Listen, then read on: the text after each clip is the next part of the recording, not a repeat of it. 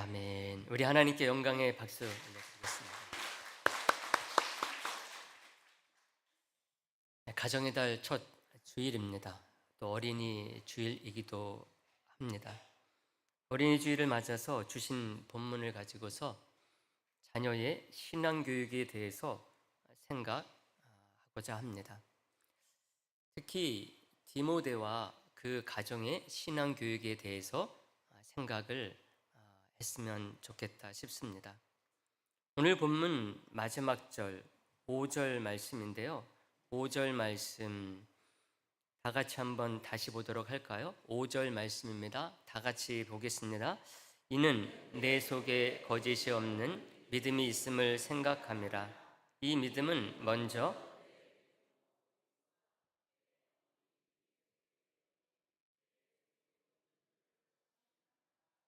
아멘. 디모데의 믿음에 대한 말씀이 나오고 있습니다. 잘 아는 것처럼 이 편지는 에베소 지역에서 바울을 이어서 목회를 하고 있는 디모데에게 보낸 편지입니다. 디모데가 바울의 동역자가 돼가지고 이제는 목회자로 성장해 있음을 보여주는 것이죠. 그런데 그 믿음의 영향력이 외조모 로이스와 그리고 어머니 유니게로부터 왔다 하는 것을 알려줍니다. 로이스와 유니게가 디모데를 신앙적으로 아주 잘 양육을 했고, 그리고 그 결과가 얼마나 좋게 나타났는지 이것을 알려주는 거죠. 근데 이것은 쉽지 않은 그런 일이었습니다. 이 두 사람은 유대인으로서 하나님을 섬기는 사람이었습니다. 그러나 그것은 이스라엘은 아니었어요. 이스라엘에서부터 수백 킬로, 거의 천여 킬로미터 정도 떨어져 있는 갈라디아 지역입니다. 오늘날로 말하면 튀르키의 중부 내륙 남부 지역입니다. 이 두 사람은 바울을 만나기 전까지는요, 신실한 유대교 신자였습니다. 기독교인이 아니었던 거죠. 유대교를 섬기고 있었습니다. 이 두 사람은 유대인이었는데도 불구하고요, 이름을 보게 되면은 히브리어식 이름이 아닙니다.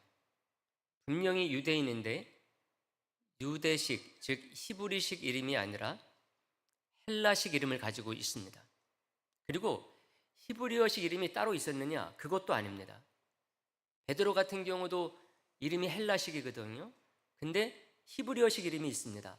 시몬이라고 하는 베드로의 히브리어식, 부모님께서 지어주신 이름이 있고, 거기에다가 헬라식 이름이 또 하나 있는 거거든요. 근데 로이스와 유니게는 헬라식 이름만 알려져 있습니다. 히브리어식 이름은 없었던 것 같아요. 아예 그것은 생각지도 않았던 것 같습니다. 그만큼 이 두 사람의 조상이 고향 이스라엘을 떠나가지고 디아스포라로 살아온 세월이 오래됐다는 것입니다. 이방 헬라 문화에 완전히 동화됐다는 것을 알려주는 것이죠. 그런데도 이들은 하나님을 섬기는 유대교를 떠나지 않고 있어요. 루스드라에는 유대인 회당이 없었던 것 같습니다. 보통 이방 땅 어디든지 유대인들이 가 있게 되면은 회당을 다 만들었거든요. 특히 남자 10명만 있으면은 회당을 이루어서 신앙생활을 하게 되어 있습니다. 근데 루스드라에는 회당이 있었다는 말이 없습니다. 로이스와 유니게는 필요할 때 혹은 비정기적으로 이고니온의 회당에 가서 신앙생활을 했던 것 같아요. 루스드라가 원래 사는 지역입니다. 이고니온은 거기로부터 한 북쪽으로 30여 킬로미터 떨어져 있는 마을입니다. 30킬로 정도면은 멀다 싶으면 멀은 것이고 가깝다 싶으면 가깝습니다. 근데 고대 때 같은 경우는 이 정도는 충분히 걸어갈 수가 있고, 또 그렇게 부담감을 느끼지 않는 거리라고 할 수가 있습니다. 사도행전 16장 2절에 보게 되면은 이 로이스와 유니게가 디모데를 데리고서 거기까지 가서 신앙생활을 했을 것이다 하는 것을 알려주는 말씀이 나오는데, 이렇게 되어 있습니다. 디모데는 루스드라와 이고니온에 있는 형제들에게 칭찬을 받는 자다 이렇게 얘기를 하고 있습니다. 사는 곳은 루스드라예요. 근데 이고니온이 30km나 떨어져 있는 곳입니다. 근데 디모데는 이고니온에 있는 사람들로부터도 칭찬을 받고 있다는 거예요. 이것을 우리들이 생각을 하게 되면은 로이스와 유니게가 루스드라에는 회당이 없어서 이고니온까지 가가지고 거기서 회당 중심한 신앙생활을 해왔구나 하는 것을 알 수가 있다는 것이죠. 그래서 이고니온에 있는 사람들도 디모데를 참 신앙이 좋은 잘 자란 아이구나 이렇게 칭찬을 하고 있었다고 하는 것입니다. 이들이 여기까지 갈 수밖에 없었던 것은 왜 그런가 하면은 회당에 가야지만이 예배도 제대로 드리고 거기에 가야지만이 성경이라고 하는 것을 볼 수 있고 들을 수 있고 공부할 수가 있기 때문에 그렇습니다. 당시에는 집에 성경이 없었거든요. 회당에 가야지만이 회당에 성경이라는 것이 있었습니다. 그게 구약성경 창세기서부터 말라기까지 다 있던 일부분만 있던 거기 가야 성경을 구경할 수가 있기 때문에 거기까지 가게 된 것이라고 추측을 할 수가 있는 것입니다. 이런 조건들을 우리가 다 생각하게 되면은요, 디모데의 신앙은 회당 자체보다는 외조모 로이스와 어머니 유니게의 영향력으로 컸다고 생각을 해야지만이 됩니다.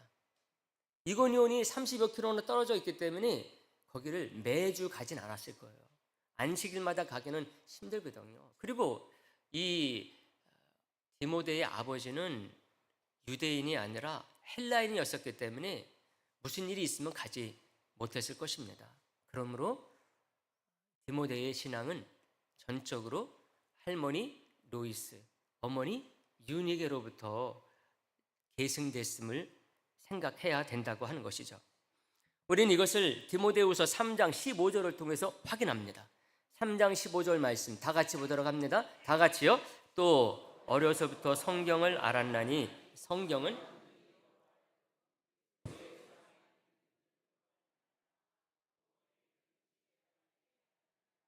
아멘. 바울이 디모데에게 편지를 보내면서 이 말 하는 겁니다. 너는 어려서부터 성경을 알았다 이렇게 얘기를 합니다. 여기서 성경은 신약 성경을 뺀 구약 성경을 말하는 것이겠죠. 근데 그 성경을 언제부터 알았다고요? 어려서부터. 근데 여기서 어려서라고 하는 말은 다 큰 애를 말하는 게 아니에요. 아주 어린 애들을 말하는 단어입니다. 근데 그 애기 때부터 성경을 알았다는 거예요. 그것은 누구의 영향력이겠습니까? 결국은 로이스와 유니게의 영향력이라고 볼 수밖에 없다고 하는 것이죠. 로이스와 유니게는 집에서 열심히 디모데를 신앙으로 교육을 했습니다. 예배도 드리고 또 기도도 하고 또 말씀으로 키운 것이죠. 근데 그 말씀이 어느 정도 말씀이었느냐? 로이스와 유니게가 디아스포라로 살면서 듣고 암송하고 배우고 기억하고 있는 그 정도만큼만 줄 수가 있었습니다. 집에 성경이 없었기 때문에 오늘은 창세기 1자, 오늘은 이사야서 1자, 오늘은 말라기서 1자 이런 거 못했어요. 이들이 열심히 회당에 가서 듣고 그래서 암송하고 기억하고 있는 것, 그 정도 집에서 디모데에게 교육할 수가 있었다고 하는 것입니다. 그리고 거기에다 더한다고 한다면은 이제 회당에 갈 때마다 들었던 것, 배웠던 것, 그 정도가 이제 디모데를 신앙으로 양육할 수 있는 크기였다고 봐야 된다고 하는 것입니다. 그리고 디모데는 평소에는 어떤 교육을 받았을까 하는 것입니다. 평소에 디모데는 헬라식 교육을 받았을 거예요.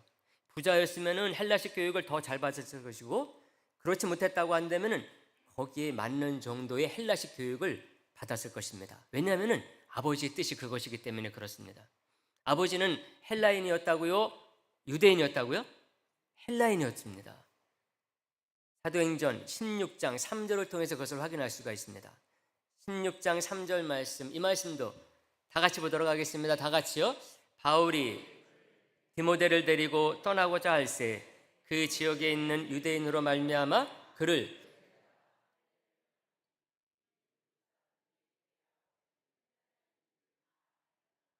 아멘. 아버지는 누구다? 헬라인이다. 아버지 헬라인으로서 디모데의 아버지는요, 디모데를 유대인으로 키우고 싶지 않았어요. 그래서 할례도 못 받게 했어요. 만약에 아버지가 반대하지 않았다, 웬만큼 반대하지 않으면 분명히 로이스와 유니게는 밀어붙였을 거예요. 근데 할례를 받지 않았어요. 보통 유대인들은 난지 며칠 만에 할례 받습니까? 8일 만에 할례 받죠. 근데 디모데는 다 컸는데도 아직도 할례를 받지 못했어요. 아버지의 뜻이었기 때문에 라고 하는 것을 우리가 생각할 수가 있습니다. 할례를 로이스도 유니게도 주장할 수 없었어요. 왜? 아버지에게 자녀 교육에 고난이 있었기 때문에 그렇습니다. 근데 나중에 바울 만나고 나서야 할례를 받습니다. 이런 여러 가지 악조건 속에서도 로이스와 유니게는 자신들의 신앙을 디모데에게 잘 계승해 준 거예요. 그래서 이 디모데가 나중에 목회자가 된 것입니다. 이 사람들이 예수님을 믿게 된 건 언제냐? 나중에 예수님을 믿게 됐어요. 디모데도 로이스도 유니게도 그렇습니다. 언제 믿었느냐? 어느 날 바울과 바나바가 루스드라에 전도하러 온 거예요. 이 세 사람 중에 누가 됐든 기독교를 접한 계기는 아주 충격적이었을 것입니다. 어느 날 바울과 바나바가 루스드라에 와가지고요, 평생 나서부터 걷지 못한 사람을 걷게 한 거예요. 기적이 일어난 거죠. 그냥 중간에 어떻게 하다 조금 다리가 다쳐가지고 못 걷는 사람이 아니에요. 나면서부터 걷지 못한 사람이었는데, 평생 걸어본 적이 없는 사람인데, 마을 사람들이 다 압니다. 루스드라가 뭐 얼마나 크겠어요? 저 사람은 나서부터 걷지를 못해. 근데 그 사람이 어느 날 걷게 된 건데, 누가요? 바울과 바나바 나타나가지고 걷게 한 것입니다. 온 동네가 난리가 난 거죠. 사람들이 바울과 바나바를 신이 나타났다 그러면서요, 신으로 숭배하려고 그랬어요. 바나바는 제우스라고, 바울은 헤르메스라고 하면서 섬기려고 그랬어요. 이 셋 중에 디모데가 됐든 로이스가 됐든 유니가 됐든 아마 그 현장에 있었던 사람이 있을 수가 있어요. 그렇지 않더라도 동네가 난리 났기 때문에 아마 꾸역꾸역 모여들다 봤을 것입니다. 알고 보니까 바울과 바나바가 누구냐? 하나님을 전하는 사람이었어요. 처음에는 자기들과 같은 유대교인인 줄 알았던 것이죠. 근데 가만히 듣다 보니까는 유대교 같으면서도 유대교인이 아닌 거예요. 기독교였던 것입니다. 다시 말하면은 이들이 메시아를 전하는데 오실 메시아가 아니라 어떤 메시아? 오신 메시아를 전하고 있었어요. 유니게도 그렇고 로이스도 그렇고요, 이방 땅에 살면서 성경 말씀 열심으로 배웠고 가르치고 하다 보니까 잘 알고 있었죠. 그렇기 때문에 뭘 기다렸겠습니까? 메시아 기다리고 있었어요. 왜? 이방 땅에서 힘들게 사니까 빨리 메시아가 와서 이 힘겨운 삶을 좀 해방시켜줘야 되는데, 그러니 얼마나 기다려왔겠습니까? 그런데 이 사람들이 와가지고 하는 말이 왔다는 거예요. 누가? 메시아가 왔다는 거예요. 그 오신 얘기를 하나부터 열까지, 예수님께서 태어나신 일부터 십자가에 죽으셔서 부활하신 일, 승천하신 일, 그래서 오순절날 마가다락방에서 성령을 받고 초대교회가 시작된 일, 이런 일을 다 얘기해 준 거죠. 얼마나 놀랬겠어요. 유대교인들은요, 전도자나 선교사 파송하지 않습니다. 유대교 전화로 사람 파송하지 않아요. 근데 이 사람들은 어떻게 해요? 전화로 다니고 있어요. 어디로부터? 이스라엘로부터 1000km나 떨어져 있는 이 갈라디아 지역까지 전화로 온 거예요. 이것 자체도 놀라운 일이죠. 그러니 그거 듣고 너무나 신기하고 아마 충격을 받았을 것입니다. 이때 청년으로 커가고 있었던 디모데는요, 그것을 더욱더 신선하게 받아들인 것 같아요. 그래서 자기의 신앙으로 삼았습니다. 이제부터는 나는 유대교인이 아니라 뭐다? 기독교인이라는 것이죠. 그래서 그 다음번에 2차 전도 여행 때 바울이 다시 오거든요. 여기 그때 왔을 땐 이 디모데가 헌신을 하는 거예요. 복음 전도자가 된 것입니다. 그래서 앞에서 본 사도행전 16장 3절에서 이렇게 시작하잖아요. 바울이 그를 어떻게 해요? 데리고 떠나고자 할세, 이렇게. 두 번째 와가지고 바울이 디모데를 데리고 떠나는 것입니다. 뭐요? 제자 삼아가지고 전도자로 삼은 것입니다. 사랑하는 성도 여러분, 왜 제가 오늘 주신 말씀 이렇게 말씀을 드립니까? 특히 오늘 본문에는 디모데에게 이런 일이 일어난 것, 이 역사가 우리의 자녀들 속에 일어나기 위해 꼭 필요한 나머지 두 가지 요소를 잘 보여주고 있어요. 디모데도 믿음으로 나가는 것이 중요하지만 그 가운데 돕는 사람이 누가 있느냐? 바울이 있고 더 역사하시는 하나님이 있음을 보여주는 말씀이 요 오늘 본문 속에 나오는데, 특히 3절 말씀해 보세요. 3절 말씀, 이 말씀도 다 같이 봅니다. 다 같이요. 시작. 내가 밤낮 간구하는 가운데 쉬지 않고.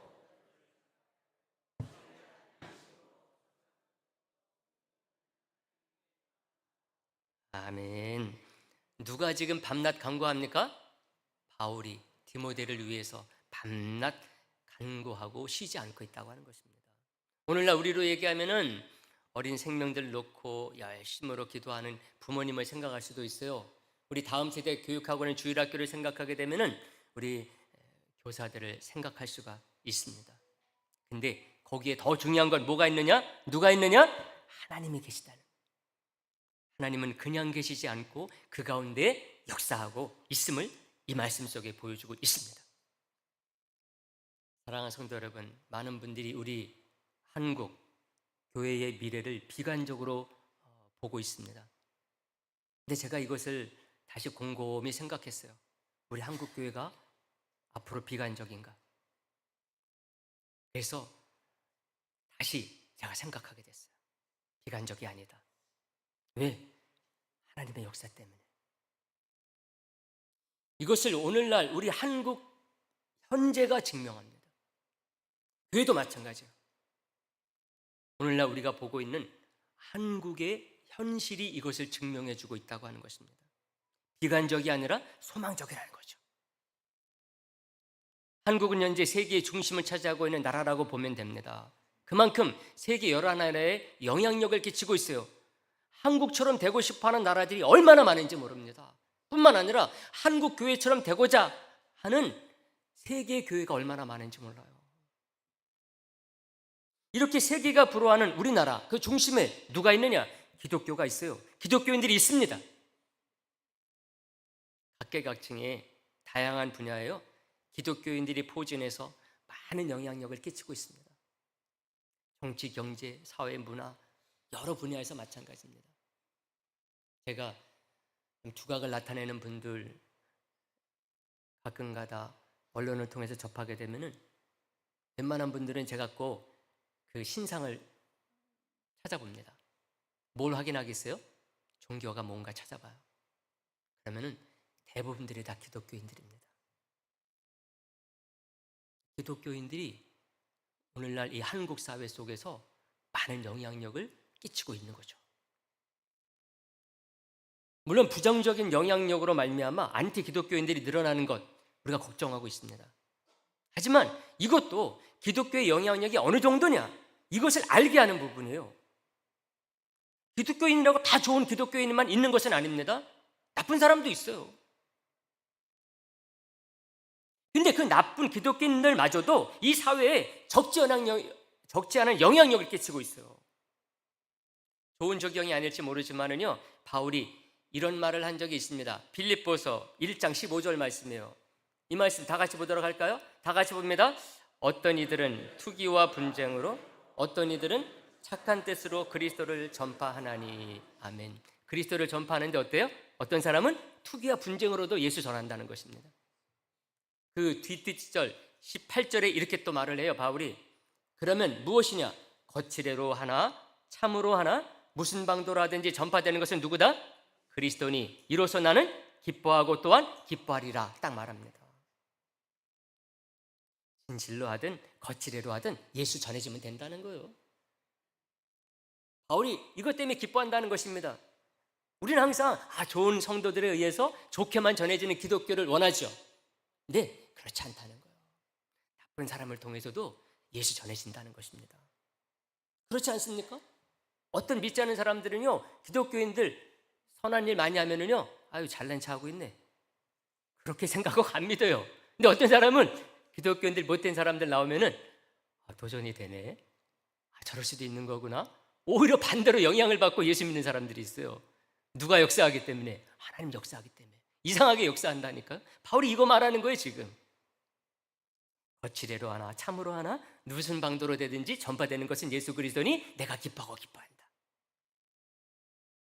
나쁜 부정적인 기독교인이라 할지라도 하나님은 그것을 선하게 바꿀 수 있는 분임을 믿으시기를 간절히 소망을 합니다.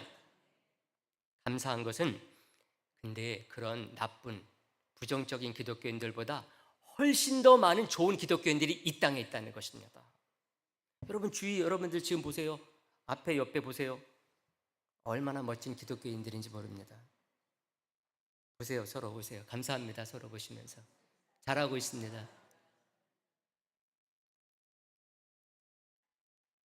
제가 터 모임 한 터를 인도하고 있거든요. 이렇게 나누면서 삶을 나누면서 그런 걸 느꼈어요. 참 삶 속에서 그리스도인으로 보내되는 사람이 되기 위해서 너무나 애쓴다 그런 생각을 했습니다. 직장에서 일하다 보면 상대편이 못되게 굴잖아요. 그럼 어떻게 같이 어떻게 해야 돼요? 요새는 그냥 같이 있으면 똑같이 있으면 안 돼요. 참고만 있으면 안 됩니다. 같이 어떻게 해야 돼요? 가끔은 해대야 돼요. 그래야지만 얕보질 않아요. 근데 뭐 때문에? 기독교인이니까, 집사니까, 권사니까, 장로니까 어떻게 해요? 참는 거예요.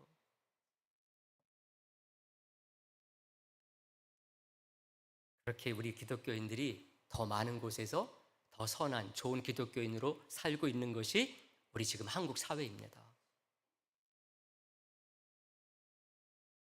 여러분, 이런 우리 한국 사회의 이 시대의 기독교인들, 그분들이 신앙인으로 자라오면서 받은 교육을 생각하게 되면요 얼마나 미천하고 열악했는지 모릅니다. 이게 중요한 부분이에요. 굳이 기독교 교육이라고 이름 붙일 만한 그런 교육들이 아닌 것을 받고 자랐어요. 저만 해도 마찬가지입니다. 제가 어려서부터 주일학교 다녔거든요. 근데 그때 받은 주일학교 교육을 생각하게 되면요 너무나 열악했어요. 간신히 계단공가 만들어가지고 가르쳤어요. 설교는 어땠느냐? 설교는 성경 동화 수준이었습니다. 비슷한 성경 인물, 동화 같은 내용들 계속 반복했어요. 우리 선생님들이 설교했거든요. 설교하면은 이분이 한 설교나 저분이 설교한 거나 똑같아요.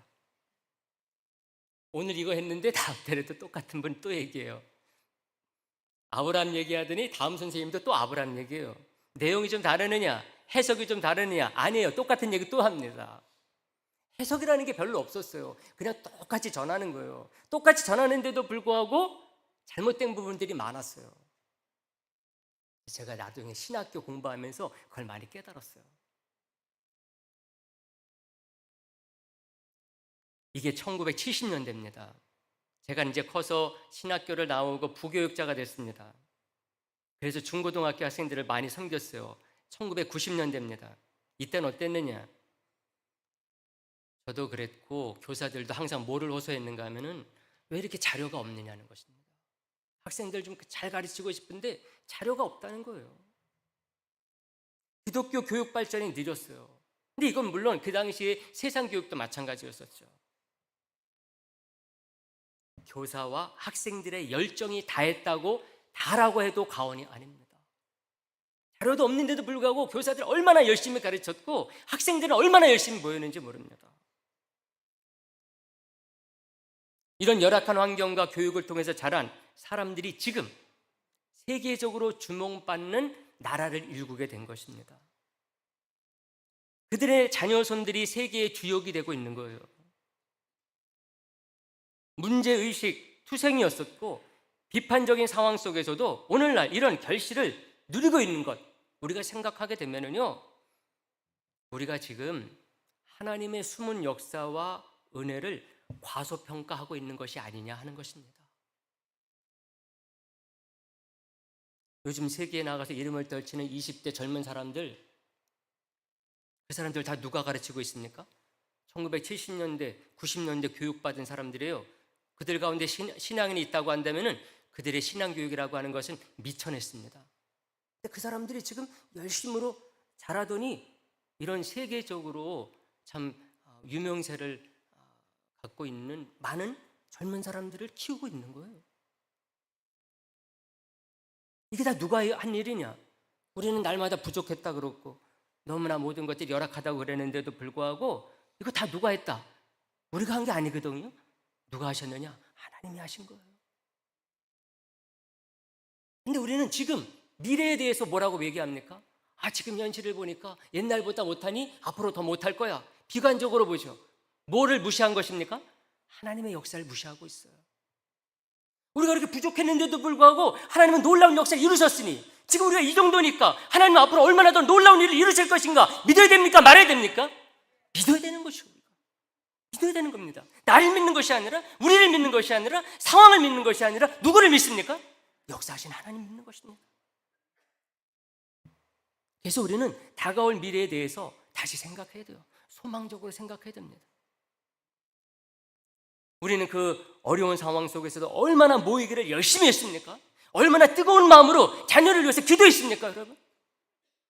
하나님은 우리의 그 열악한, 부족한, 무능과 무력함을 보지 아니하시고 하나님은 다른 것 보신 것 같아요. 뭐를요? 그런 가운데서도 우리가 모이기를 열심히 하고 열심히 자녀들을 위해서 기도하고 이런 것들 하나님께서 보시는 가운데 긍휼히 여기셔서 하나님께서 놀라운 역사를 이루신 것입니다. 사랑하는 성도 여러분, 우리가 주신 말씀을 가지고서 디모데를 신앙교육으로 잘한 로이스와 유니게에 대해서 생각했거든요. 그리고 그 속에서 역사하신 하나님의 그 은혜의 놀라운 것을 우리가 집중하고자 말씀을 나눈 것입니다. 근데 여러분, 우리가 실제 삶 속에서 로이스와 유니게처럼 좋은 결과들을 이룰 수 있느냐는 것입니다. 우리 자녀들을 키우면서 또 우리 다음 세대를 교사들이 교육을 하면서 해피엔딩으로 끝나기가 쉽느냐 하는 것입니다. 자녀 교육은요 너무나 힘들어요. 부모님들이 열심히 정성으로 키우잖아요. 근데 미래가 결과가 불확실합니다. 내가 이렇게 정성을 들였는데 얘가 앞으로 잘 커서 좋은 사람 될까? 훌륭한 사람 될까? 불확실해요. 그리고 시간은 너무나 오래 걸립니다. 20년이나 키워야 되잖아요. 그리고 20년만 키웁니까? 평생을 자녀, 부모 살아있는 동안은 노심초사하면서 자녀 위해서 기도해야 됩니다. 우리의 노력에 비해서 너무나 불확실합니다. 근데 이거는 성경에서 입증을 합니다. 성경 속에 신뢰만 놓고 생각을 하게 되면요, 신앙, 자녀 교육은 성공률이 거의 제로입니다. 다시 한번 말씀드립니다. 성경에서의 내용만 생각하게 되면은 신앙인의 자녀 교육은 성공률이 거의 제로다 하는 것입니다. 직업으로 따진다고 한다면요, 부모라는 직업은 신앙 교육을 시키는 교사의 그 직업은 극한 직업입니다. 아담과 하와가 첫 아들 가인 낳았을 때 얼마나 기뻤겠어요. 그래서 얼마나 정성을 키웠겠습니까? 근데 실패했어요? 성공했어요? 실패했어요. 아벨을 기도했어요. 근데 아벨은 어떻게 됐어요? 중간에 죽었어요. 부모의 뜻과 상관없이 실패한 거예요. 다 기록으로만 본다고 한다면은 자료가 다 부족하지만은 아브라함, 이삭, 야곱 자녀 교육 다 실패했어요. 아브라함도 이삭도 야곱도 자녀 교육에 성공했다고 볼 수가 없어요. 다윗 잘 크지 않았느냐? 말할 수 있죠. 근데 다윗을 키운 사람은 다윗의 아버지 이새나 엄마가 아니에요. 이새는 다윗을 그냥 양치는 목적으로 살게 하려고 그랬던 것 같아요. 이새는 다윗을 왕으로 키우려고 생각도 안 했을 뿐만 아니라 그런 꿈도 없었어요. 다윗은 이새의 신앙교육의 결과가 아닙니다. 하나님께서 다윗을 키우신 거예요. 왜 성경은 이렇게 실패한 예들을 많이 전하느냐? 로이스와 유니게의 성공은요 유일해요. 거의 성경에서. 왜 성경은 이렇게 실패만 말하느냐? 그것은 저와 여러분들을 인간 중심의 신앙으로 나아가는 것을 막기 위해서 그렇습니다. 좋은 부모에게서 좋은 부모가 나오게 되면 좋을 것 같죠? 근데 그렇지 않아요. 많은 부모들이 잘 키워가지고 자녀 잘 되면은요 부모들이 하나님 떠납니다. 불신앙에 빠져버려요. 신앙을 인간의 노력의 결과로 보는 사람들이 세상 속에서 많이 늘어날 수밖에 없어요. 아, 신앙은 내가 노력하는 결과야. 이거는 성경적으로 너무나 안 좋은 현상입니다. 하나님의 은혜를 붙잡지 않습니다. 주님의 사랑을 의지하지 않아요. 내 노력과 내 기도의 어떤 노력을 의지하려고 그래요. 성경은 사무엘도 다윗도 요시야도 자녀 교육에 실패했다고 말합니다. 사무엘, 다윗, 요시야 얼마나 훌륭한 신앙의 사람들입니까? 근데 자녀 교육 다 실패했어요, 이 사람들이요. 부모가 같은데도 불구하고 그 속에서 이삭도 나오고 이스마엘도 나와요. 이삭이 똑같이 키우는데도 불구하고 야곱이 있고 에서가 나와요. 무슨 말입니까? 자신하지 말어. 구원과 신앙의 계승은 누구에게 달렸다? 하나님께 달려있음을 계속해서 묵상하라는 거예요. 부모들에게 이 요구하는 것입니다. 교사들에게 이 요구하는 것입니다. 열심히 자녀 신앙교육하고 키우는데 데 있어서 이거 기억하라는 것입니다. 구원과 신앙의 계승은 너희의 노력에 달려있지 아니하고 하나님에게 달려있음을 기억하라는 것입니다. 하나님의 언약은요, 인간의 육적인 혈통에 따르지 아니하고 하나님의 은혜에 달려있습니다. 신앙에는 성골과 진골이 따로 있지 않습니다. 그 어떤 누구도 다윗과 같은 위대한 신앙을 키워냈다, 그렇다고 한다면 내가 잘 키워서 그래, 이러면 안 된다는 거예요. 어떤 누구도 가인과 같은 자녀가 내게서 나왔다, 그래도 내가 잘못해서 망친 거야, 이렇게 시리자절 절망하면 안 된다는 것입니다. 꼭 기억할 수 있게 되기를 간절히 바랍니다. 우리 자녀들 가운데 혹시 야, 만족스러워, 그러면 안 된다는 거예요. 하나님 앞에서. 혹시 여러분들 자녀 가운데 야, 내가 이렇게 키우려고 그러지 않았는데 왜 얘가 왜 이러지? 그런 것 때문에 시리자절 낙망하면 안 된다는 것입니다. 이것을 아는 부모는 뭐를 기억하느냐? 고린도전서 3장 6절을 기억합니다. 이걸 고백으로 삼아요. 나는 심었고 아볼로는 물을 주었으되 오직 하나님이 어떻게 해요? 자라게 하신다. 자라게 하시는 하나님을 믿고 우리는 뭐 하면 된다? 심고 물을 주는 일을 계속해야 된다는 거예요. 하나님 자라게 하시니까 난 할 게 없네? 안 해도 되네? 이게 아닙니다. 바울이 이 고백하는 거예요. 나는 심었고 아볼로는 물을 주었으되 하나님께서 자라게 하신다. 하나님께서 자라게 하시니까 내 할 게 없네. 그것이 아니라 열심히 심고 물을 주는데 어디까지요? 순교하기까지. 이 고백이 우리 부모의 고백이 되고 우리 학생들을 가르치는 교사의 고백이 되어야 된다고 하는 것이죠. 그래서 우리는 어떤 상황 속에서도 내가 이 자녀 망친 것 아니야? 그런 속에 자책에 빠지지 않습니다. 내가 잘 키워서 그런 거야. 그래서 하나님의 은혜를 뒷전에 두지 않습니다. 항상 하나님의 은혜를 항상 마음 가운데 새기면서 심고 물을 주는 일을 계속해서 하는 사람들이 참된 믿음의 부모요, 참된 교사라고 하는 것입니다. 그래서 오늘 말씀 기억해서 우리가 참된 믿음의 부모, 어른으로 살게 되기를 주님의 이름으로 부탁의 말씀을 드리겠습니다. 하나님 아버지 감사합니다. 오늘 어린이 주일을 맞아서 귀한 말씀 주시니 이 말씀 가운데 우리 모든 성도들 더욱더 힘있게 든든히 설 수 있도록 인도하여 주시옵소서. 그런 참 심고 물을 주는 아름다운 모습 가운데 하나님께서 정말 놀라운 일을 이루실 줄로 믿고 나아가는 우리 성도, 우리 교회 되게 하여 주시옵소서. 예수님의 이름으로 기도하옵나이다. 아멘. 찬양 드리겠습니다.